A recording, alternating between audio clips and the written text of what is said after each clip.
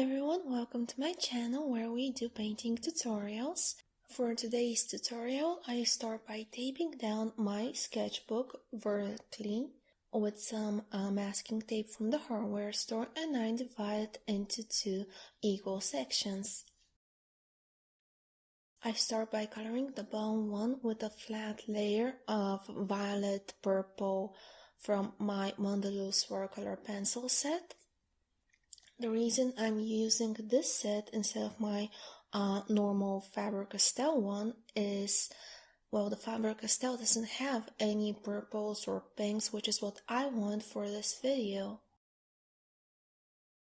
I scribble across the entire section to cover it fully, and then I add a hint of dark blue to the upper half of that area, and I add a slight hint of black in the top corners of it.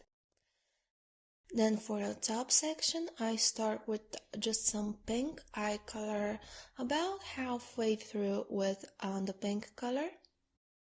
Then I switch to this lilac.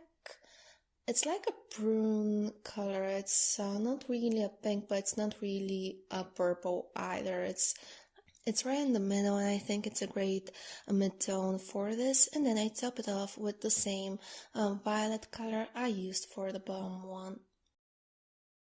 I take my watercolor brush, I make sure it's clean on a piece of tissue, and I start coloring from light to dark horizontally.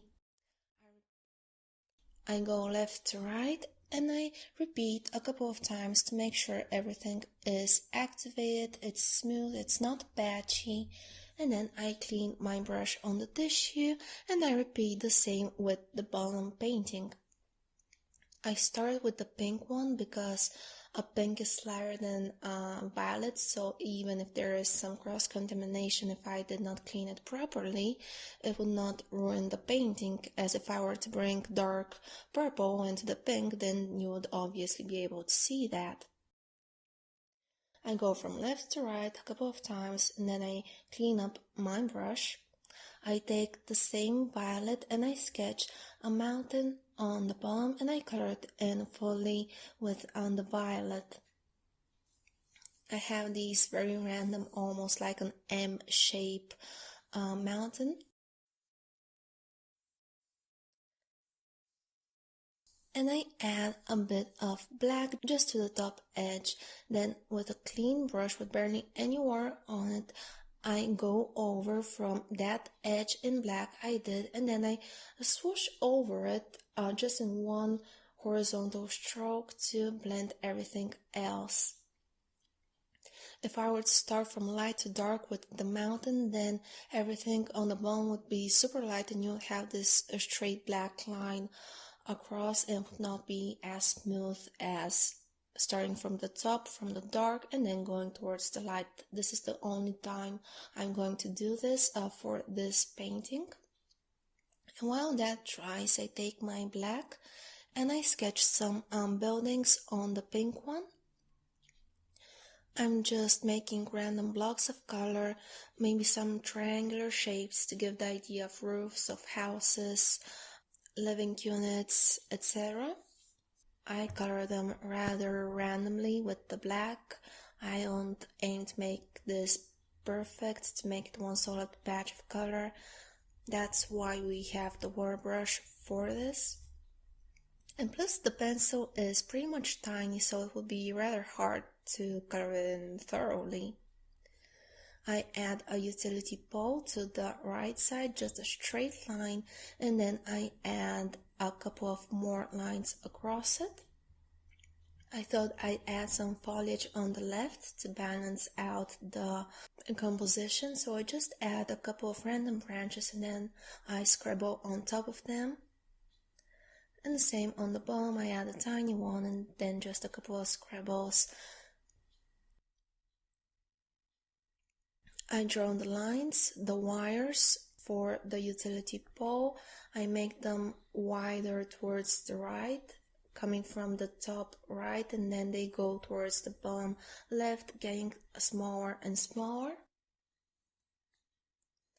eventually uniting to one big line. And then same for the smaller piece I added on the bottom of the utility pole, just a couple of lines coming from the right and going towards the left.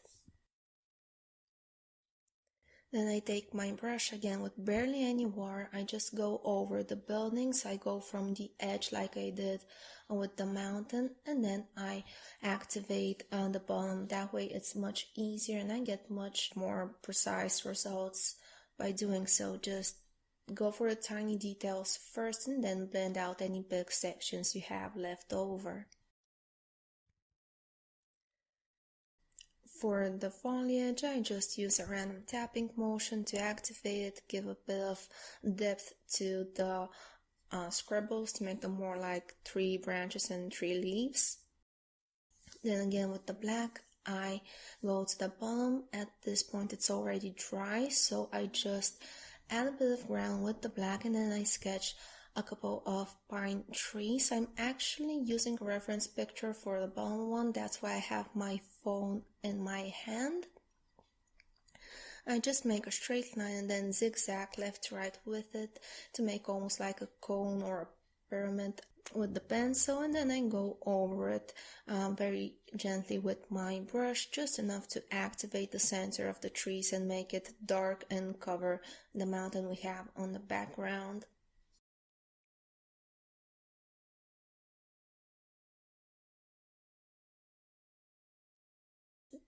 The right building was a bit too light for my liking, so I quickly went over it with a bit more black. Then I take my white gouache paint, I dilute literally a drop of paint with a drop of water, and with a tissue I cover the trees in the mountains and I tap on the brush to splatter some stars across the purple sky. A couple went onto the building, so I just clean up any splashes of paint that I don't like with my tissue, and I add a very small amount of stars to the top purple section of the top painting I did. Then I sign everything and then I slowly peel off the tape in the opposite direction to avoid it from tearing up my paper. I like to give special thanks to my Patreons. I hope you all enjoyed this video. If you did, please let me know by liking and commenting, and if you have not already, please subscribe to the channel, it really helps. Thank you all for watching, and we'll see each other in the next video.